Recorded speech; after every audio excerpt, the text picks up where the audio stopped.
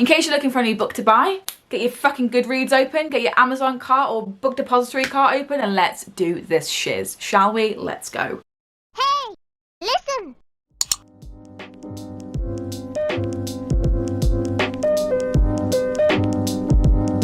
Hello everybody and welcome back to my channel. My name is Shag and today I'm going to be doing a summer book haul showing you all of the books that I bought this summer. So I know that summer isn't completely over yet, but as soon as it hits the 1st of September for me, summer is gone. It is done, it is gone. So I thought I would wrap up all of the books that I have bought this summer and just show you some of the titles that I'm looking forward to and the ones that I either bought or received this summer. There are quite a lot of books, so I decided to section them into little categories. Number one, we've got a miscellaneous with a non-fiction and a poetry collection in there. We've got a whole bunch of like contemporaries, and then we've got a whole lot of fantasy books as well. I think we're going to start off with the miscellaneous books first. The first one in this miscellaneous pile is a button poetry collection that actually was bought by my best friend. I actually also have already read this, so there's some in here that I was bought and received and stuff like that. And there's also some books in here that I have already read. I will be doing like a summer wrap up because I know I haven't been up to date with my monthly wrap ups this year, which is something I always struggle with. I just don't tend to like wrap ups as much as other content that I make. I'm trying to figure out in 2022, oh god, that's next year.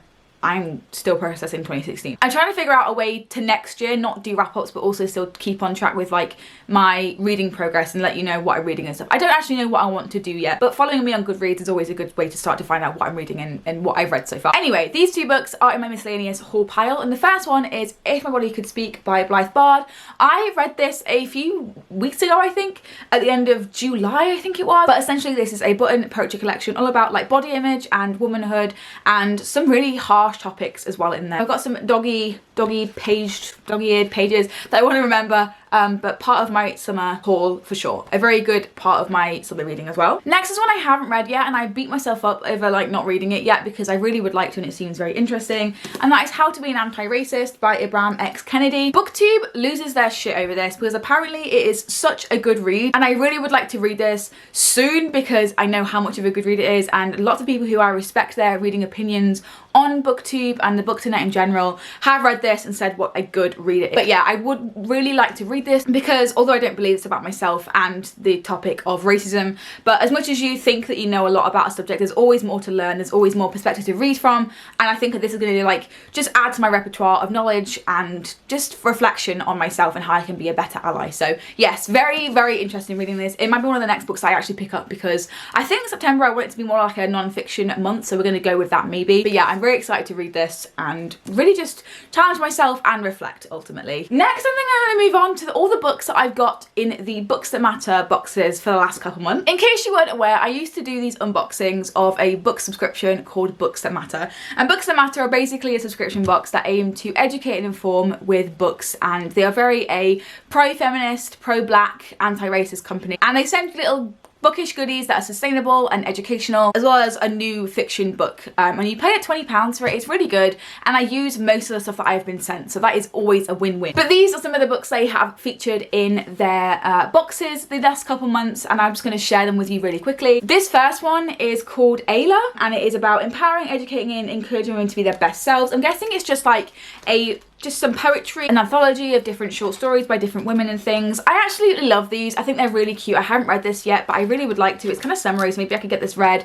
before my summer wrap up is over. It just has this really cute cover and it says, "From a place of strength" at the back. I'm really excited to get to this, and I think it's gonna be really good actually. Next, we've got His Only Wife by Peace Asdo Mady. I'm so sorry if I mispronounced that. This is about a seamstress who is kind of put into an arranged marriage by her family. Ooh. So on the back here it says that the love interest is a wealthy businessman whose family has chosen a fee, I think is the main character's name, in the hope that she will distract him from a relationship with another woman they think is inappropriate. Whoa! It says on the back here that His Only Wife is a life-affirming, must-read novel about a young woman's search for independence in a man's world and the rules she just might have to break along the way. Next, we have The Mercies by Kieran Millward Hargrave. Now, I don't think I've read anything by them in the past. Maybe I have. I think I've heard of a few books by them, but I haven't actually read anything by them. This is set in winter of 1617. So this is set around a storm in a Norwegian at sea, and we follow young woman Maureen as she watches the man of the island perish, like she watches them die. I think because all the men on the island die in this horrible like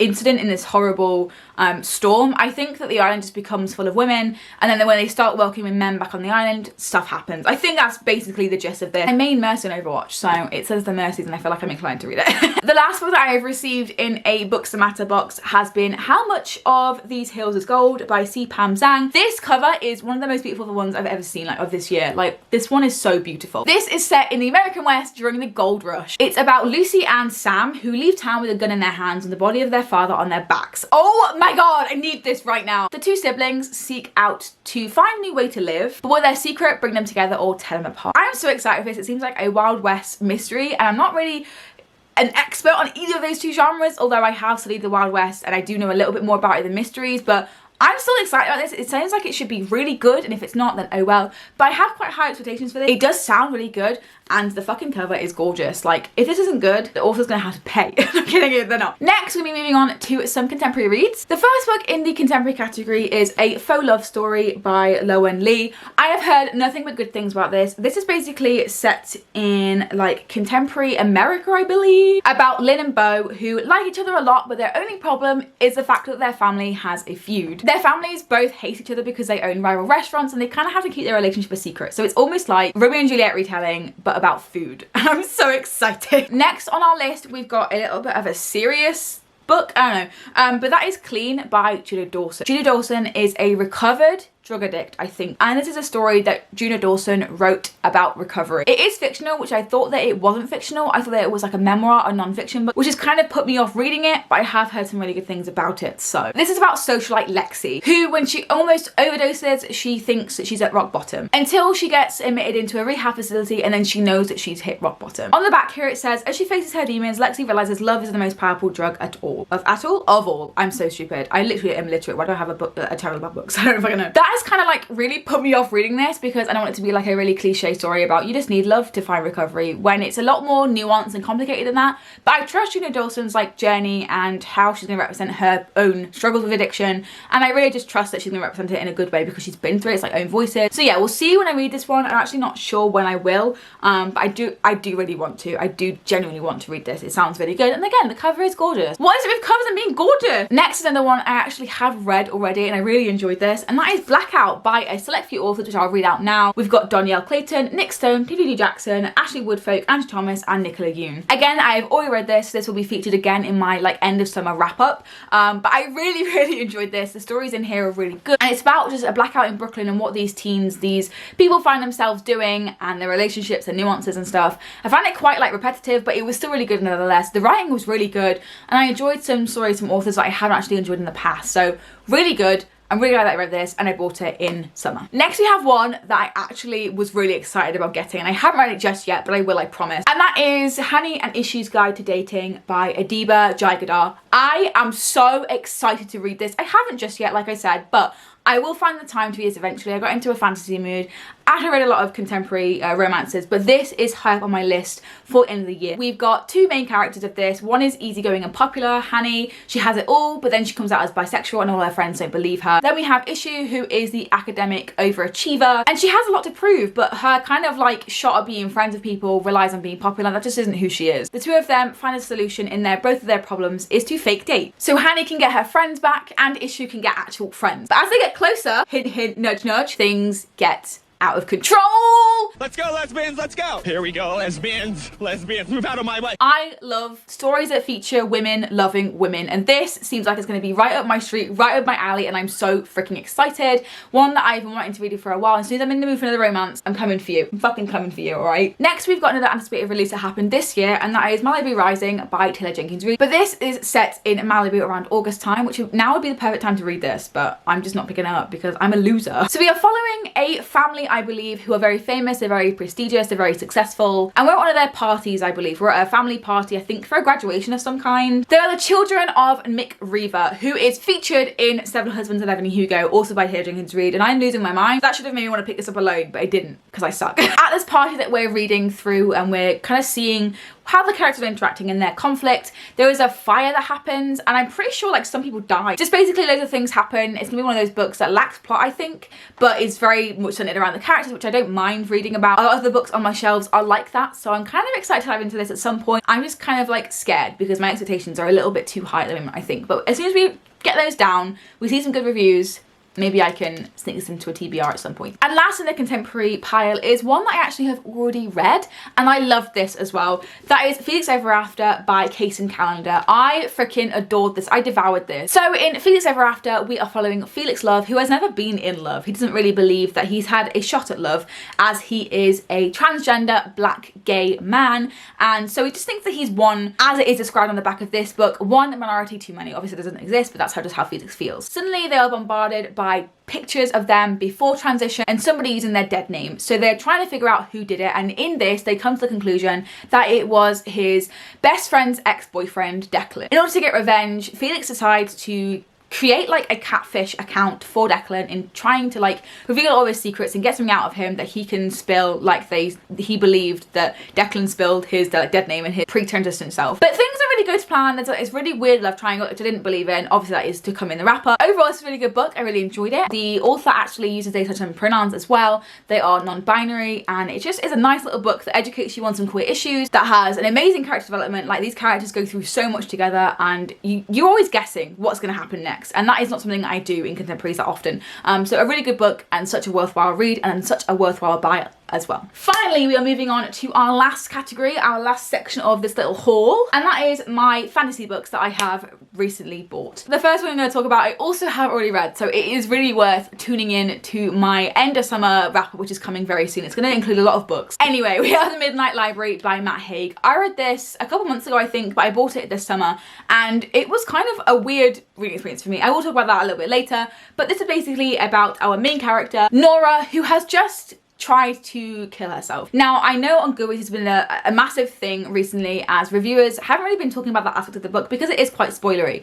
But I think it's worth mentioning here, even though it does spoil some of the book for you, that Nora is in a very suicidal place at the beginning of this book. And it's kind of like her journey where she goes into purgatory sort of thing after she's tried to kill herself. It's quite triggering to read as someone who has gone through that, or is someone who's depressed or is going through that currently. So just keep that in mind if you're thinking about reading this or buying this. It is very impactful in that way though because of that, but it is and can be quite triggering. As I was saying, Nora finds herself in this purgatory of the Midnight Library, which people go to when they die to try and like figure out if they want to live or not, if they want to continue their lives, and to see what lives they would have lived if things had gone differently. Nora reads through her like book of regrets sort of thing, and so she goes ahead throughout all of her regrets and tries to see if she'd lived a life differently, what would have happened if she would have been happier. But yeah, I bought this summer, and although I had some problems with it, I still enjoy reading it, and I think it could be of value to so many people. Next, we have a read that I would really like to read by the end of the year. Like, I really would like to read this because everyone hypes this up so bad, and that is Mexican Gothic. I didn't quite know how to categorize this in this video, so I just kind of lumped it in fantasy. I'm not sure if that's like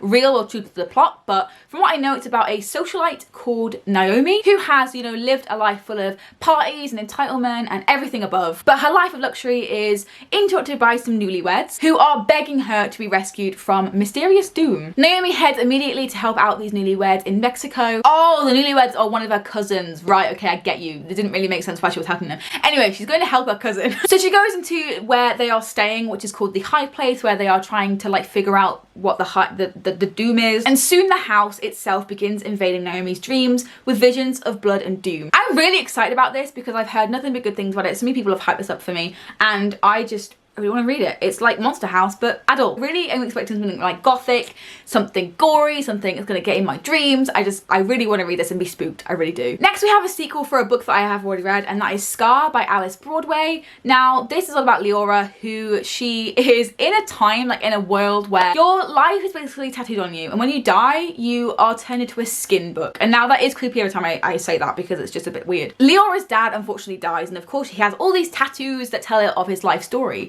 And as Leora is looking through his skin book, she finds a symbol for like the highest criminal ever. And in the first book, she's trying to go through her dad's life history and, you know, what this means for her as her dad is a criminal, like what he did sort of thing. Inside the little book here, it says, now Leora has had enough of lessons and she wants to make her own story. The exclusive final, wait, this is the third book? Just realised this is the third book, not the second book.